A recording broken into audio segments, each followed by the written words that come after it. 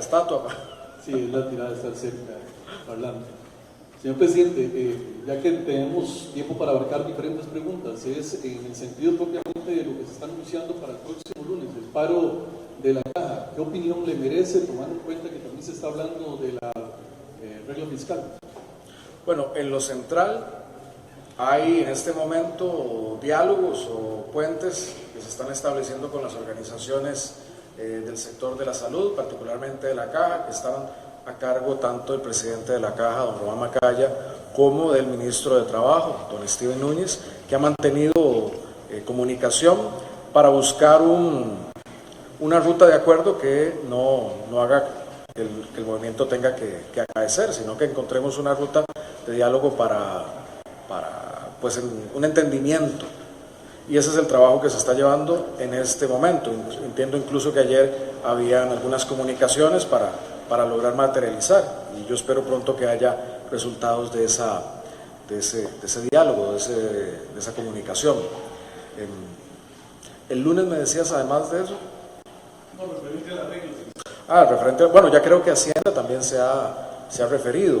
Mi entender es que la Sala Constitucional ha ya con jurisprudencia planteado los elementos de la caja que no están cubiertos por la regla fiscal, por la propia jurisprudencia constitucional, y creo de eso ya hay un oficio del Ministerio de Hacienda con la caja en esa materia. Ahora, ¿qué es lo importante en ese sentido? Lo importante hoy es nosotros mantener la disciplina fiscal para mantener la estabilidad que hemos logrado, al mismo tiempo que somos respetuosos de la materia de legalidad. Estos puntos de regla fiscal, como otros, el de las universidades, hoy está en estudio por la Sala Constitucional. Nosotros esperaremos lo que ahí se determine.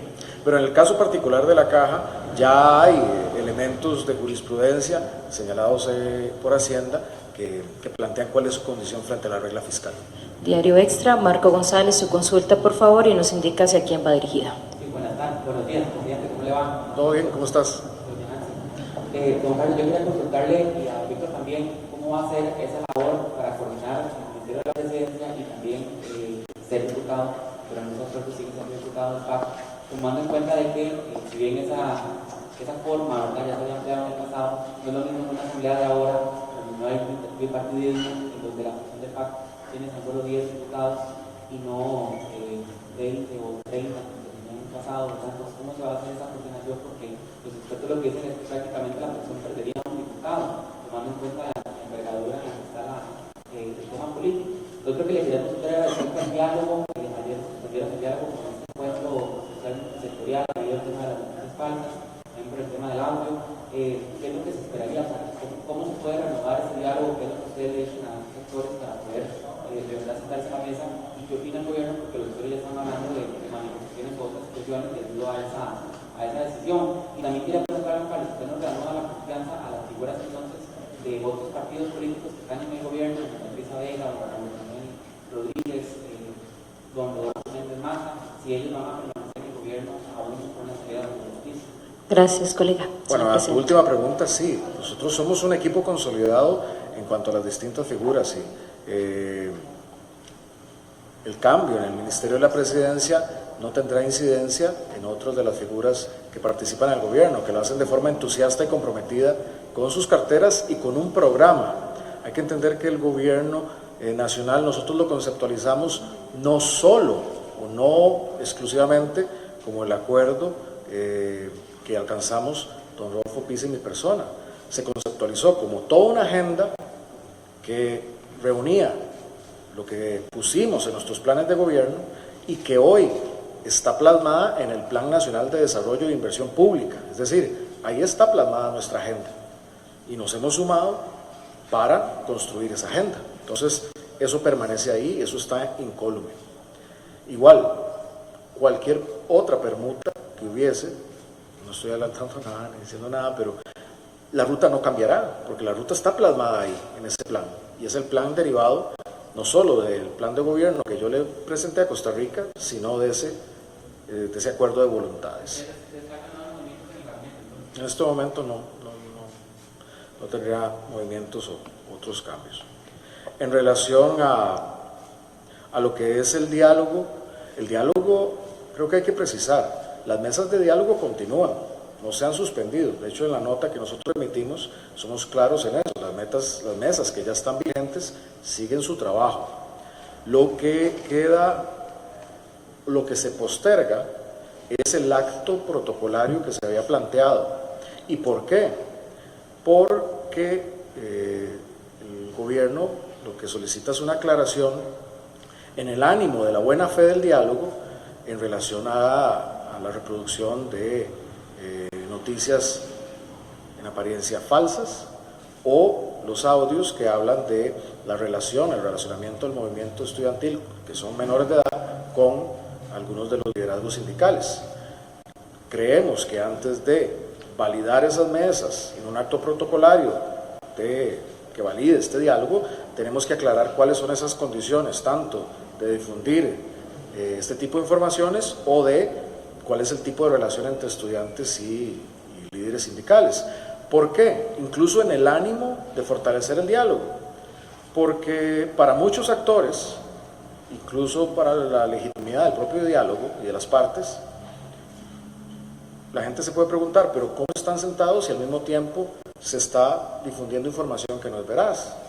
¿O cómo se están sentados dialogando al mismo tiempo que no hay claridad de cuál es la participación de estos menores en el movimiento en cuanto a una posible instrumentalización de su participación? Entonces, lo que planteamos es aclarar esos puntos, pedimos que aclaremos esos puntos y una vez aclarados podemos retomar la parte protocolaria. Los diálogos en las mesas, tanto traileros como pescadores como agro, continúan. Son procesos que ya han venido de antes, pero ese es el planteamiento en esa medida. Y en relación, bueno, particularmente la coordinación con don Víctor y mía, pues es de bastantes años y de mucha confianza y de, no sé, cercanía. Ya con la Asamblea Legislativa creo que también hay un camino andado. Pero le pediría a Víctor, tal vez que se refiera a eso. Señor Ministro de la Presidencia. Mucho gusto, señor presidente. Muchas gracias. Muchas gracias por la pregunta. El presidente nos invita a fortalecer la unidad nacional mediante el ejercicio del diálogo para avanzar en el propósito que él claramente ha establecido: crecimiento y empleo. Esa es la ruta. Tengo 15 meses exactos de tener el privilegio de compartir con 56 compañeros y compañeras en la Asamblea Legislativa, que aprovecho la oportunidad para reiterarles mi agradecimiento por el trato cordial y por las buenas relaciones que hemos podido sostener y que nos han permitido, en un clima de diálogo legislativo, construir importantes reformas durante estos 15 meses. Ahí hay una tarea importantísima que hacer todavía, que coadyuva desde lo legislativo a este propósito general que el señor presidente ha definido. En esa dinámica, y considerando el mismo hecho que usted menciona, la fracción legislativa del PAC es una fracción pequeña y no obstante su número reducido, se ha podido hacer un trabajo de diálogo, de articulación y de negociación con otras fracciones para obtener resultados importantes. Es que tomé la decisión de suspender, no renunciar, sino suspender mi condición de diputado. Es importante tal vez también aprovechar el momento para aclarar que voy a recibir solo un salario, sobre el salario de ministro de la Presidencia. No voy a recibir ninguna remuneración de parte de la Asamblea Legislativa, porque la remuneración como diputado está en función de las dietas que se ganan asistiendo a sesiones. Y la asistencia a las sesiones será un caso excepcional, no es algo que tengo previsto estar haciendo en estos días. Mantener esta condición me va a permitir pues un trabajo permanente con ellos. Esa es la interpretación que he hecho. Uno de los frentes de trabajo para apoyar al señor presidente en su propósito es precisamente mantener una excelente relación con las fracciones legislativas. Estoy incluso planteando el próximo lunes, estamos organizando unas reuniones con diferentes fracciones. Entonces, que eso nos permita mantenernos en una relación muy estrecha con los señores y señoras diputadas, en la perspectiva de avanzar en el logro del gran propósito que el señor presidente le ha planteado a Costa Rica desde hace 15 meses y que está en estos momentos en una etapa muy importante de concreción y de materialización de una serie de actividades. No, yo estoy aquí, es en la oficina, yo voy a trabajar aquí en casa presidencial.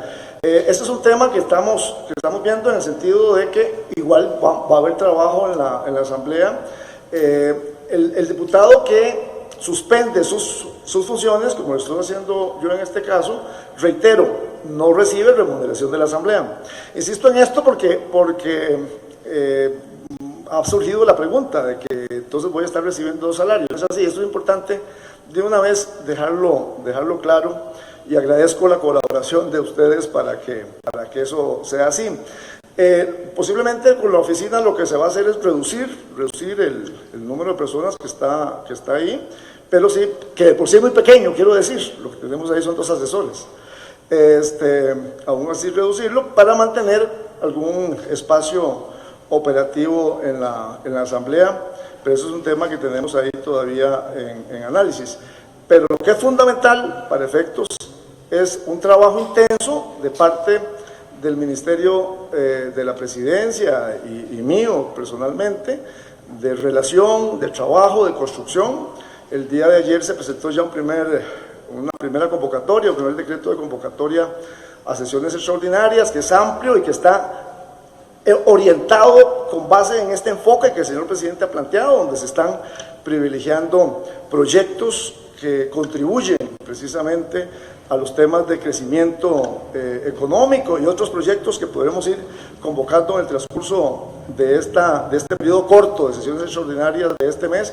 Pero la Asamblea Legislativa, reitero, es un espacio de trabajo privilegiado para nosotros y lo vamos a patentizar así, de esta manera, y de algún modo he querido, con el hecho de conservar el cargo de diputado, suspendiendo el trabajo que hago ya propiamente, es dar una señal en ese sentido a los compañeras y compañeros diputados y diputadas de la Asamblea Legislativa. Rebeca Madrigal de La Nación, por favor, su consulta. Gracias, don Víctor. Un tema operativo que se va a presentar a votaciones importantes cuando correspondan en el Congreso, porque entiendo que usted puede como suspender el salario y todo eso, pero usted sigue siendo diputado. Entonces, si se va a presentar a votar en cuestiones importantes, si va a ser la cara del diálogo social, porque también se ha delegado en el viceministro y algunos sectores piden que sea el ministro de la presidencia que lo atienda, si va también a tener la representación del Pacífico como lo venía haciendo don Rodolfo Pisa, o eso es algo que después el presidente lo va a delegar en otra persona. Y quería preguntarle a don Carlos sobre el tema de las prioridades, ¿qué es lo que a usted le importa en la Asamblea Legislativa de aquí a mayo? Si parte de esa agenda también está obviamente en las sesiones extraordinarias. Y también es una pregunta general sobre la reforma fiscal.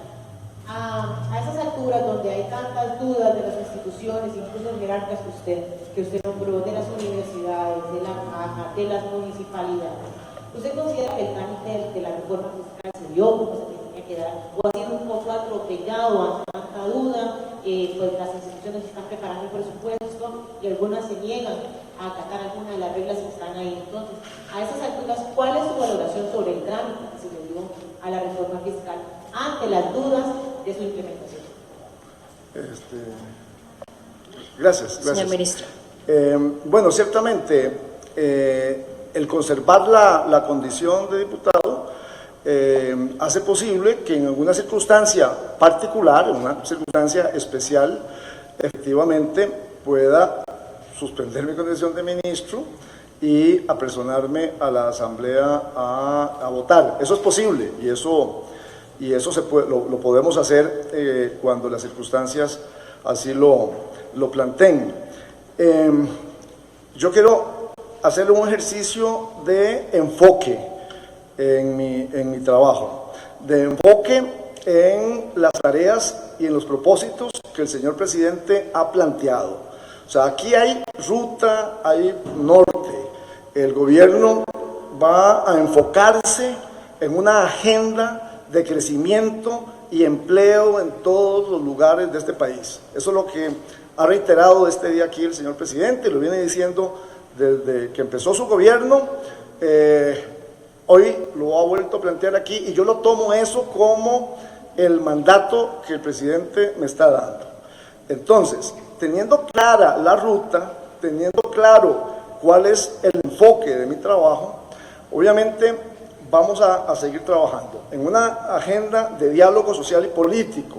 O sea, que yo voy a liderar con el apoyo de los compañeros y compañeras que hay en el ministerio, incluyendo un cargo de viceministro, pero eso va a ser una tarea que el ministro, con el equipo que tiene, lidera. Diálogo social con todos los sectores productivos, laborales, sociales, con todos los sectores tenemos que construir alianzas, acuerdos que conduzcan a ese propósito. El otro frente es desde luego el trabajo legislativo. Tenemos que trabajar intensa, arduamente con todas las fracciones legislativas para conducir a ese propósito. Y tenemos desde luego aquí un trabajo de articulación y de coordinación del equipo de gobierno que conduzca a este propósito. O sea, aquí lo que estamos haciendo es un ejercicio de enfoque y alineamiento con un propósito claro, y entonces las energías, los recursos institucionales, humanos, de que dispone el Ministerio de la Presidencia, los vamos a colocar en esa ruta. La agenda propuesta por el señor presidente en términos de crecimiento y empleo es la agenda que el Ministerio de la Presidencia hace suya y empuja con entusiasmo y con energía. En esta línea, yo sí le he pedido al señor presidente que me releve de la responsabilidad particular del Pacífico Central y Norte. Habrá que buscar a otro funcionario que colabore ahí, y más bien me parece importante que el trabajo que se hace en estas 5 regiones se continúa haciendo, ¿verdad? Con el ánimo y con el entusiasmo que se está haciendo y con la claridad que se está haciendo para coadyuvar a este propósito. De manera que en los próximos días podamos estar tal vez siendo un poco más específicos en cómo desde el Ministerio de la Presidencia interpretamos operativamente el mandato del presidente, ¿verdad? Esa es la línea en la que vamos a ocupar. Señor presidente. Muchas gracias, Rebeca, por la pregunta. A propósito del Pacífico Central, será algo que anunciaremos la otra semana. Veremos quién será quien asume ese trabajo y dará continuidad a lo que se viene haciendo en esa región. La pregunta en materia de regla fiscal es buena porque, a ver, ¿qué es lo importante en materia de la regla fiscal? Y lo importante no es la regla fiscal por la regla fiscal, lo importante es un principio, que de hecho ese principio ya está en una parte muy importante recogido en una reforma constitucional que recientemente me correspondió firmar y quedó aprobada, que es la que habla de presupuestos plurianuales, que es la parte que siempre se nos quedó en el oído, pero dice presupuestos plurianuales y sostenibles. Eso llevó el concepto de sostenibilidad a la interpretación, no a la interpretación, al texto mismo constitucional. Eso porque es importante y es un poco lo que refleja la opinión que dio la Procuraduría en este proceso con la Sala Constitucional para un caso en particular. Aquí lo que importa, o el principio que debemos conservar, es la sostenibilidad de los presupuestos, que a la larga es la sostenibilidad de las distintas instituciones, llámese gobierno central, llámese descentralizado, llámese otro, que tenga fondos de Hacienda, fondos públicos. Y aquí entra una diversidad de instituciones, de marcos jurídicos, Lo que no puede pasar es que esos presupuestos o las reglas que tengamos para esas instituciones no respeten la sostenibilidad. Y aunque parezca curioso, y curioso no, mentira, muchas veces en el pasado no respetábamos la sostenibilidad. Entonces los presupuestos financiaban cosas que venían siendo no sostenibles. En cuenta lo que llegó a ser el propio presupuesto de la República, que por eso se pone en la ley de fortalecimiento de las finanzas, la regla fiscal. Llegamos ahí porque no tuvimos como país disciplina, eso hay que decirlo, no tuvimos disciplina. Y de eso que se impone la regla, como una imposición de disciplina. Uno también puede tener disciplina por responsabilidad, disciplina que ha tenido esta administración con o sin regla. Tenemos que ser en eso responsables. Pero creo que la discusión va en ese sentido. Ahora, a la otra pregunta, si fue un trámite, ¿cuál calificativo le pondría al trámite? Yo digo, fue el trámite necesario y el trámite posible, pero necesario porque era inminente, las condiciones hacían inminentes tener una reforma, porque contrario censo, imagínese usted que nos hubiéramos puesto primero a dilucidar los temas que hoy están saliendo, aclarar todos esos debates antes de aprobar la reforma. Nunca lo hubiéramos hecho y hubiéramos caído en una crisis, hubiéramos postergado, prorrogado e incluso acercándonos a año y unos 4 meses de cumplir el año de esa reforma.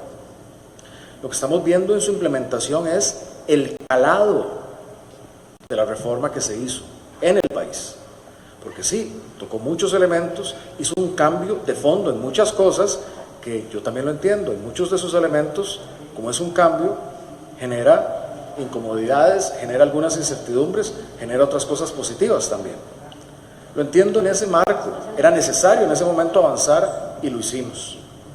Y hoy lo que necesitamos es o aclarar o profundizar algunos de los otros elementos que derivaron de la misma. Pero estoy convencido no solo de que era lo necesario, de que es lo mejor para el país. Hoy estamos mejor y con un mejor punto de partida para poder hablar con propiedad de generación de empleo y de reactivación. Es que vean, hoy tenemos discusión de reactivación, de generación de empleo, casualmente porque hay reforma. Si no tuviéramos eso, hoy la discusión sería muy diferente y no sería necesariamente de reactivación o de empleo, sería de otro tipo de discusión, más por el lado de una crisis, y eso no lo quiere nadie, no lo queremos y dichosamente lo evitamos. Hoy más bien tenemos un punto de partida para crecer, para despegar, y eso es lo que a mí me tiene optimista. Eso no va a pasar por sí solo. Pero vean también el contexto regional, el crecimiento en la América Latina, según la CEPAL, la reestimación pasó de un 1.5, si no me equivoco, a 0.5 en esa reestimación. Vean el impacto que tiene en la economía latinoamericana el efecto del entorno. En nuestro caso, si bien un crecimiento bajo, vamos a tener estimado un crecimiento del 2, que tiene algún grado de resiliencia comparativamente con la región. ¿Qué necesitamos hacer? Activar los componentes de nuestra economía, crecer, invertir, abaratar el crédito, ampliar la capacitación a muchos sectores, empujar la inversión pública, porque la inversión pública no solo va a generar las obras de infraestructura en todo el país, sino que va a mover el empleo. Esa es la tarea hoy, y esa está en nuestras manos. Lo que pase en Nicaragua, lo que pase en la guerra comercial, no es algo que esté en nuestras manos directamente, pero lo que pasa en las condiciones internas sí está en nuestras manos, y lo podemos hacer despegar para crecer. Gracias, señor presidente. Las prioridades, en esa misma línea. Prioritario, segundo debate de teletrabajo, eso creo que tiene que ocurrir. Lo de Habdeba es prioritario, porque si se nos pasan los plazos, empezamos a incurrir como país en gastos adicionales, y no queremos llegar a eso. Por eso es un tema prioritario, porque tiene que ver con tiempos, tanto su extraordinario como el proyecto que hace la reforma en materia de Habdeba. Hay otros proyectos en materia de consolidación de la parte financiera, que esto es algo que es muy importante decirlo. Cuando en junio del año pasado hace más de un año, la ministra de Hacienda se presentó al Congreso, dijo que necesitaba una reforma fiscal y ahí mismo dijo, y después de la reforma necesitamos los eurobonos y el financiamiento multilaterales. Eso no es algo que hemos traído como sorpresa, hemos seguido esa ruta predecible. Ya se tiene la consolidación de los eurobonos, ahora sigue la parte de BID y CAF, que son prioritarios en esa convocatoria. El proyecto de educación dual, que creemos que tenemos que hablar con la ciudadanía, porque eso lo que hace es facilitar el ingreso, sobre todo de las personas jóvenes, al mercado laboral, luego de capacitarse o de hacer prácticas en centros de trabajo. Eso también está en esa agenda. Y hay una serie de proyectos en materia laboral, hay algunos solicitados que tienen que ver, por ejemplo, con temas de la caja. Como ustedes vieron también, la caja en su parte administrativa ya avanzó con la medida recientemente de generar mejores condiciones para el aseguramiento o la puesta en día de los asegurados voluntarios, o bajar las tasas de los intereses o ampliar los plazos, eso para generar mejores condiciones de empleabilidad. Todo lo que tiene que ver con agenda de empleo está ahí prioritario, lo reflejamos ahí, y hay una parte de la agenda que tiene que ver un poco con temas de seguridad. Hay un proyecto de ciberseguridad que está ahí, pero hay una agenda específica de proyectos de seguridad. Pero el prioritario, empleo, generación de empleo. Continuamos con las consultas. Carlos Mora CRO y Tomás Gómez del Observador, Alejandra Araya de Noticias Repreter para concluir. Muchas gracias. Buenos días, Carlos. Buenos días. Víctor, dos consultas que le quería formular. También se puede avanzar un poco más en su equipo de trabajo, tanto desde el punto de vista político como operativo. Usted se va a quedar, o se van a quedar los viceministros Juan Alfaro y Agustín Castro. Usted va a traer a sus viceministros. ¿Qué va a pasar con las figuras de esas dos personas dentro de su equipo de trabajo? También, ¿quiénes van a ser sus asesores? ¿Va a tener alguien de la Asamblea? ¿Va a conservar aquí los asesores que tenía don Rodolfo? El colega que era también periodista, don Rodolfo. ¿Qué va a pasar? Tal vez nos explica qué va a ser su equipo de trabajo en sus dos ámbitos.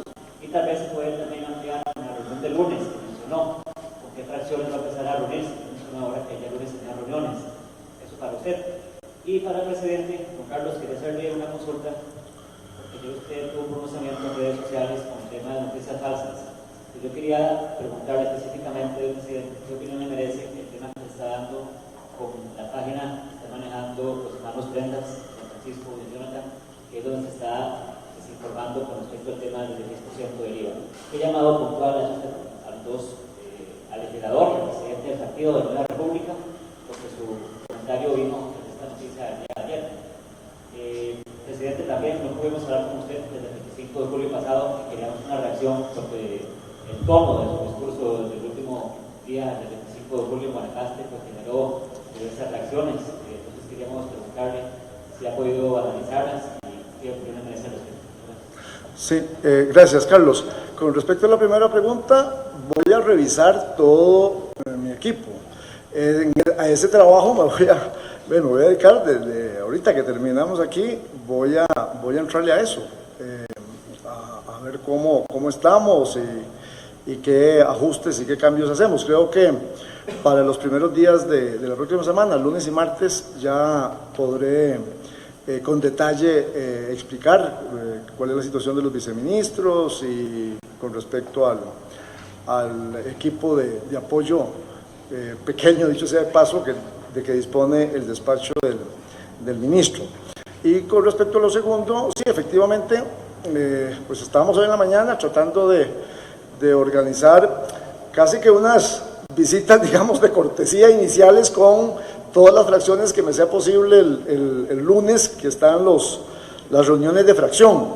Vamos a ver a cuánto nos alcanza visitar el lunes entre el mediodía y las 3 de la tarde, y las que no me alcance en ese momento, programarlas para la noche o el día siguiente. Lo que pretendo es, preferiblemente entre los primeros días de la próxima semana, tener un contacto personal y directo con todas las fracciones de la Asamblea Legislativa para efecto de pues ponerme a la orden ya en esta condición de ministro de la presidencia, pero también formalmente transmitirles esta visión de que estamos hablando aquí y que se recoge en los contenidos de la convocatoria extraordinarias, y que en las siguientes convocatorias, porque como sabemos ese es un proceso dinámico que todas las semanas podemos estar revisando el orden del día de la Asamblea, entonces ver qué proyectos los vamos moviendo con ese criterio, con ese propósito, ¿verdad? Ustedes me van a perdonar, pero yo voy a insistir en esto todos los días que pueda. Este gobierno tiene propósito, tiene claridad de objetivo en la ruta del crecimiento y del empleo en todo el país, como el señor presidente lo ha planteado, y yo pretendo, desde cualquier lugar en el que esté, sea en la relación con los diputados y diputadas, en la relación con los sectores sociales o productivos, en la relación con actores políticos, en la relación con la institucionalidad pública, orientar el trabajo hacia la consecución y el logro de esos propósitos. Entonces, esa visita con los diputados y diputadas de la Asamblea será también para buscar alineamientos con ellos, coincidencias con ellos, que sé que son muchas, alrededor de este propósito. Bueno, en lo particular o en lo específico del caso, yo preferiría no referirme en lo particular. Yo creo que hay instancias competentes que lo pueden hacer y que lo están haciendo. Incluso hoy entiendo que la misma Asamblea tendrá un espacio de debate reglado y control político y podrán ventilarse muchos de los argumentos. Pero sí creo que era oportuno y creo que es oportuno este debate en torno al periodismo y a lo que es, y me sumo ahí, nuestra profesión. Porque yo estos días he estado recordando mucho lo que eran los principios básicos del periodismo, lo que le enseñan a uno al principio. Por ejemplo, el tema de firmar una nota. Cuando uno como comunicador firma una nota, yo lo hice, uno pone su respaldo, literalmente su firma, de que lo que está ahí, yo respondo por ello. Es un primer elemento, es un principio periodístico. Otro principio periodístico tiene que ver con el balance, todos lo conocemos. Si uno le pregunta un tema, un punto de vista, pues la obligación periodística es ir a preguntar a otro punto de vista para ofrecerle al ciudadano el balance. Eso es otro de los principios periodísticos que se nos enseñó en el tema de, pues, cuando hicimos nuestros estudios. Obviamente la verdad y la veracidad es uno de los principios fundamentales. Y todos sabemos también que el tema de la fuente es muy delicado, por eso nosotros en lo que a veces pasa muy ligero en los ojos del costarricense, cuando entrecomillamos a alguien o cuando tomamos un audio o un video, es para darle veracidad a aquella fuente, porque es la fuente de la información. Entonces, decir que hay fuentes allegadas o fuentes confidenciales, ustedes saben que eso solo se usa en casos, y me acuerdo en la universidad, cuando eso se estudiaba, eso solo se usa en temas de interés público muy elevados, e incluso en consulta con los directores de medios, porque conlleva otro tema, una alta responsabilidad, para decir que hay una fuente y que se reserva, tiene que haber un interés público muy alto, o, como fue en el caso de Watergate, por ejemplo, que esa fuente, la información que daba, pudiera ser corroborada por otras fuentes. Esa información privilegiada que se obtenía podía ser corroborada por fuentes que pudieran hacerse públicas, que ese es otro de los trabajos del periodista, hacer la corroboración de varias fuentes, porque una persona le puede decir algo, otra se la puede contradecir, pero si una persona le dice algo, otro lo mismo y otro, esa información está corroborada. Entonces, eso que a uno le parecía algo ligero en los años que estábamos, eso hoy más que nunca se vuelven temas muy centrales. O la teoría básica de la comunicación, ¿quién es el emisor de los mensajes? Porque obviamente cada vez que alguno de nosotros habla con algún interés. Yo cuando emito mensaje no soy alguien neutro, ni ninguno de nosotros. Todos emitimos un mensaje con algún interés.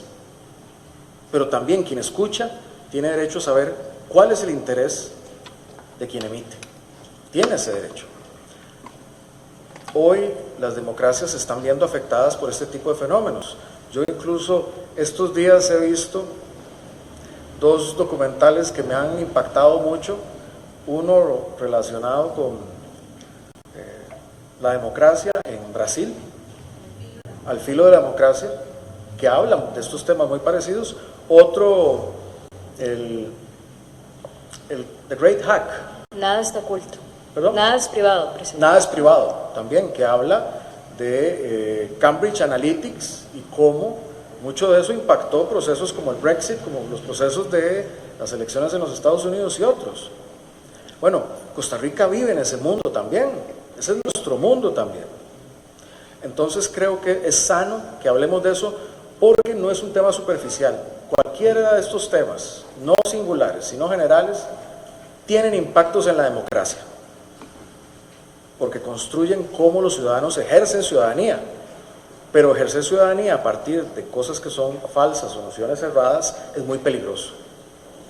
Para eso es el periodismo. El periodismo es central en el ejercicio de la ciudadanía.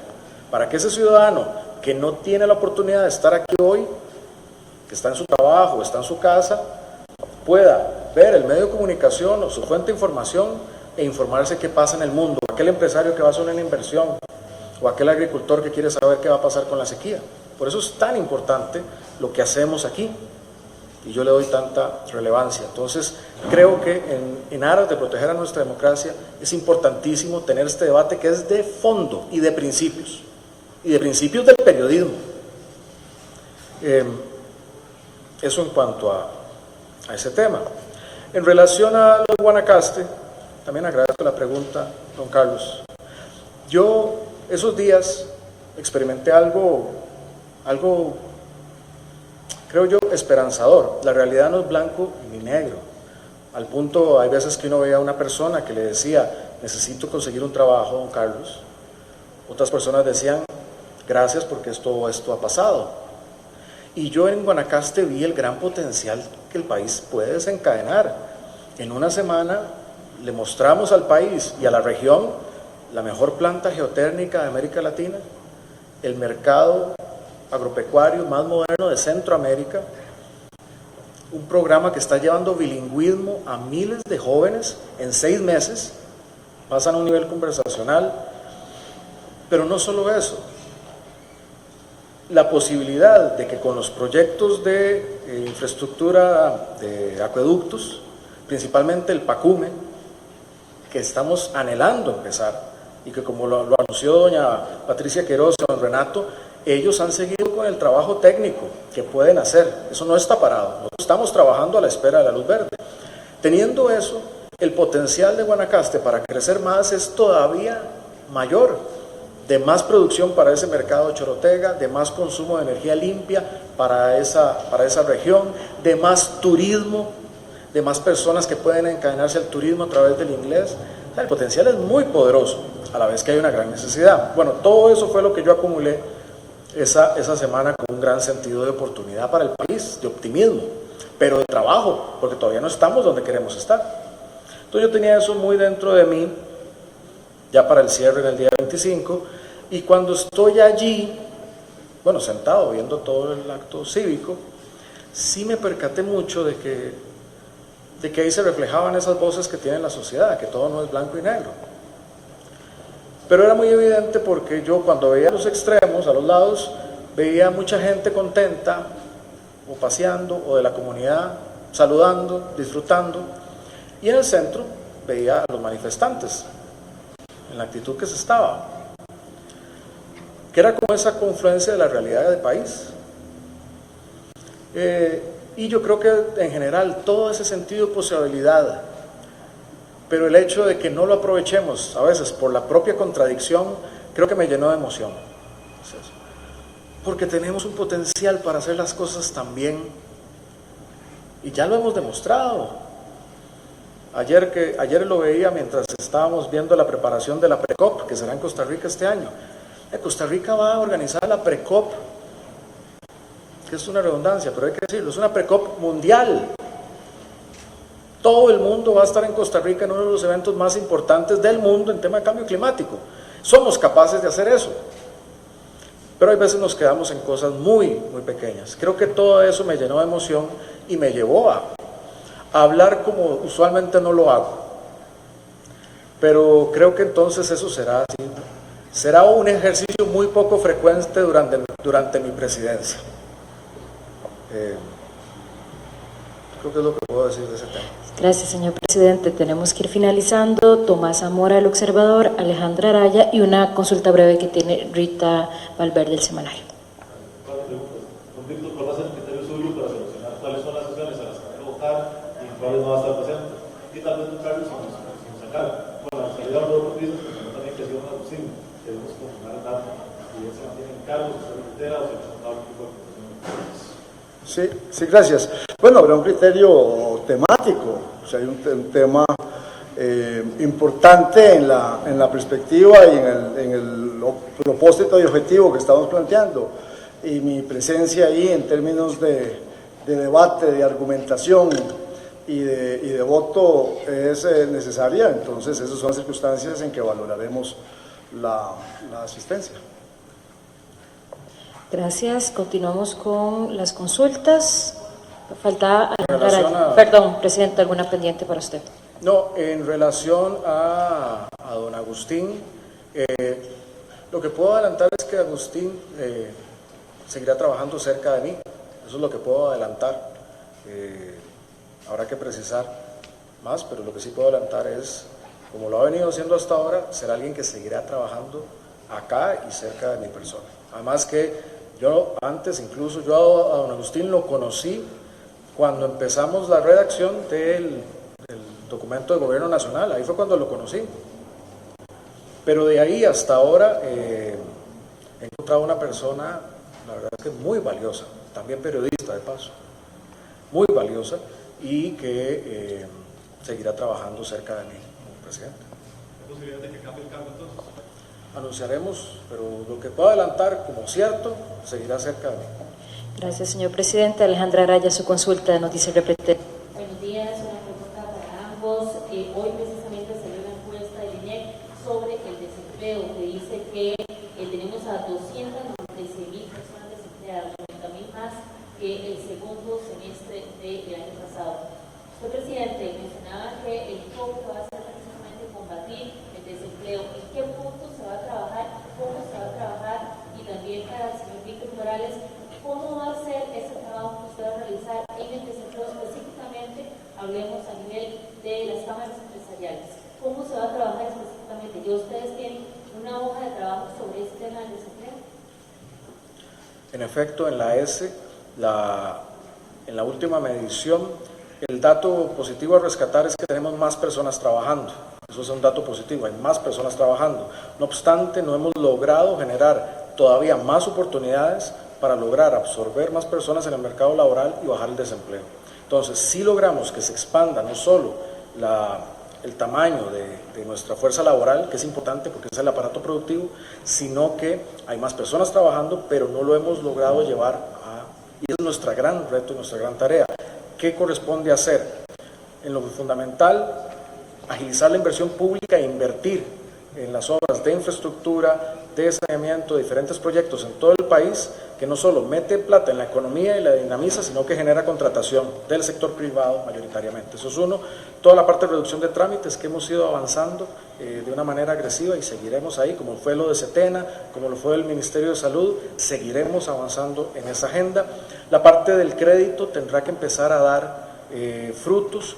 Ya con la bajada del encaje mínimo legal hay más de 300,000 millones dentro de la economía y las tasas de interés están bajando. Hoy se anunció que gracias a lo que está pasando en la Fed también en dólares, lo cual genera más espacio en la parte crediticia para avanzar. La parte educativa formativa es una de las esenciales porque genera más oportunidades para meterse al mercado laboral y de ahí que nos interesa, por ejemplo, educación dual, entre otros. Pero más allá de todo esto que estamos haciendo, en los próximos días, con la coordinación del ministro de la Presidencia, estaremos fortaleciendo nuestra estrategia en materia de empleo y reactivación. Y lo estaremos llevando como nuestro motor para todavía más empujar esta oportunidad que tenemos para generar más empleos. Es nuestra prioridad. Presidente, ¿no le están hablando tarde para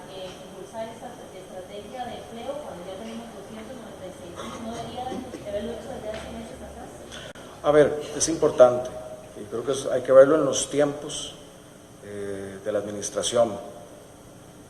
Nosotros hemos llevado adelante un primer paso que es construir cimientos firmes, y que no tengamos que irnos hacia atrás. Los cimientos están poniéndose y están firmes, y hemos dado pasos decididos en la parte de reactivación, como algunos de los que he mencionado, y otros que vendrán, por ejemplo en la parte de la caja, en el sector agropecuario, que es uno de los que más ha bajado. Estamos poniendo mucho énfasis para fortalecer y generar más empleos, y esperamos prontos resultados, pero sí tenemos que seguir trabajando. Yo preveo que este año tenemos que hacer un esfuerzo muy fuerte, pero sí veo un repunte muy importante en lo que resta de la administración. Este año, en las distintas áreas de generación de empleo, la inversión pública generará trabajo y lo generará no solo en el GAM, sino en las distintas regiones. La inversión extranjera sigue viniendo. ¿Por qué? Porque Costa Rica tiene ventajas que otros países no tienen hoy. Una muy sencilla, que hay que cuidar la propia estabilidad, y la región no está gozando necesariamente de eso. Entonces tenemos condiciones para crecer. Y yo tengo esa misma imagen de Guanacaste, ver todo ese sentido de posibilidad y lo que estamos avanzando, y a veces lo que nos detiene son cosas, circunstanciales, pero esa capacidad que vamos demostrando, yo la veo materializada, y lo que nos toca ahora es eso, trabajar fuertemente estamos en la parte de plantar y muy prontamente cosechar. ¿Y cosecharlo en qué? En que se genere esa confianza, más empleo en el sector privado y bienestar en las familias. Ese es nuestro norte. Gracias, señor presidente. Don Víctor, ¿usted quería acotar a esta respuesta? Sí, no, solo agregar a lo dicho por el señor presidente. Como bien lo plantea el presidente, estamos llamados a un ejercicio de enfoque, y el enfoque es el empleo, pero para que podamos generar oportunidades de empleo, nuestra economía tiene que dinamizarse, tiene que crecer en este contexto complejo que vivimos, este complejo externo. Hay una situación internacional que desde luego tiene impactos y afecta nuestra realidad productiva, pero frente a esa realidad externa e interna, tenemos que enfocar los objetivos, articular los esfuerzos a nivel del sector público, en alianzas con el sector privado, con los sectores sociales, laborales, y con todos aquellos sectores políticos, legislativos que puedan contribuirnos a avanzar en esa ruta. Entonces, el empleo es lo que nos duele, ese es el tema, las personas desempleadas, ese es el tema, y nosotros estamos con las personas desempleadas. Pero usted, ¿qué va a hacer? ¿Cuál va a ser la primera? Ahí vamos, por eso estoy hablando de propósito claro, de enfoque, y vamos a empeñar nuestro trabajo en un ejercicio número uno de articulación de los esfuerzos que las instituciones de gobierno, en alianza con el sector productivo, porque ahí está la generación de trabajo, en el sector privado, en el sector productivo, privado, empresas de la economía social que también generan importante cantidad de empleo en el país. Entonces, en la ruta que está planteando el presidente, hay que renovar los esfuerzos para enfocarnos en ese tema, el tema del empleo. Para eso tenemos que activar la economía, hacer que la economía crezca, empujarla entre todos para que vaya hacia arriba ese crecimiento. Clarísimos en que el tema es la persona que está desempleada, la persona que tiene un trabajo en la informalidad y que debería tener otro. Esta es la preocupación central, pero como lo dije hace unos minutos, ahí está el liderazgo del gobierno. Pero el gobierno solo no puede hacer esa tarea. Aquí es donde tenemos que sumar a todos los sectores, y creo que ha habido disposición de los sectores privados, de los sectores sociales a avanzar en eso. Vamos a redoblar ese esfuerzo y vamos a concentrarnos en esa actividad. Por eso es que insistí en el tema del diálogo social, en el tema del diálogo político, en el tema de la articulación del sector público, para que podamos avanzar en esa ruta, y en los próximos días podemos precisar, digamos, el camino, el proceso que nos conduzca a este objetivo. Rita Valverde, por favor, del Semanario Universidad, para concluir. Buenos días, presidente, ministro. Presidente, insisto en este tema de la encuesta porque me gustaría pedirle a usted una reacción, un mensaje que llevaría usted a la ciudadanía, además de alarmante, porque El mensaje que hay aquí en las cifras es que el gobierno está trabajando, es una de las prioridades el tema del desempleo y aún así las cifras siguen aumentando. Entonces, ¿cómo llevarle tranquilidad a la ciudadanía viendo que los resultados no son coherentes con lo que se busca ahorita? Yo creo que el mensaje más, lo que a mí mejor me ha llevado a ese mensaje, por ejemplo, fue cuando hicimos una actividad en relación de empleo, casualmente, y una de las mujeres que iniciaba a trabajar decía, bueno, yo pasé cerca de un año sin empleo y busqué y no lo logré, y llegó un punto en que estaba muy desanimada, pero por mi familia, por mi entorno, seguí trabajando, seguí buscando, y surgió una oportunidad de capacitación, y de esa oportunidad de capacitación brincó directamente al empleo, y ese día conocí a el día que estaba empezando a trabajar, esa persona logró ese empleo. Aquí el tema es, y eso no es un esfuerzo de una persona o de un solo gobierno o solo del sector privado, aquí necesitamos hacer un esfuerzo conjunto como país y de distintos sectores para lograr esa meta. Nosotros estamos fajados en eso, de lleno en eso, y no va a ser algo, por las tendencias que tiene una economía, que ocurra de la noche a la mañana, pero sí es algo que con las condiciones que hemos generado hoy podemos hacer despegar, pero necesitamos seguir trabajando con constancia, necesitamos inversión, y ahí tenemos los créditos y tenemos el margen y la estabilidad para tenerla, necesitamos talento humano, pero lo tenemos, ahora necesitamos profundizar más su formación, necesitamos simplificar esa burocracia terrible que tenemos, pero lo podemos hacer, lo hemos demostrado en varios campos y hay que hacerlo más. Necesitamos paz social y diálogo, porque muchas veces tenemos condiciones, pero estos temas, o a veces los temas del entorno, generan alguna incertidumbre. ¿Qué nos cuesta más bien unirnos a generar esas condiciones de crecimiento? Entonces, aquí el mensaje es esfuerzo, no hay fórmulas mágicas, no hay varita mágica en esto, es trabajo de todos. Nosotros estamos poniendo nuestra parte y también sabemos que solo el esfuerzo del gobierno no es suficiente en esto.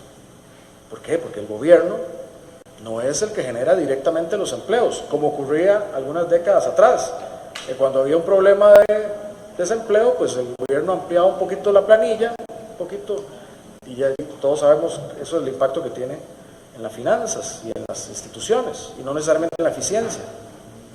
Pues bien, es un trabajo en conjunto, y eso es lo que nos va a ocupar, no por días, no por semanas, sino por meses. Probablemente lo que resta de este año van a escuchar, si antes me decían, es que usted es muy monotemático con el tema fiscal, sí, lo fui porque había que hacerlo. Hoy, ¿en qué vamos a ser monotemáticos? Por bastante tiempo. Empleo, empleo, crecimiento, reactivación, empleo, empleo. Y seguiremos así hasta que lleguemos a una meta que nos sintamos satisfechos. Pero yo me alarmaría si es que no estamos haciendo nada o si no podemos hacer nada. Pero sí podemos hacer. Entonces, más que alarmarme, lo que tenemos es ponernos manos a la obra, pero todos, yo el primero, y en eso estamos, pero todos y todas, sacar esta tarea. Muchas gracias, señor presidente. Me ponen a trabajar. Gracias, señor presidente.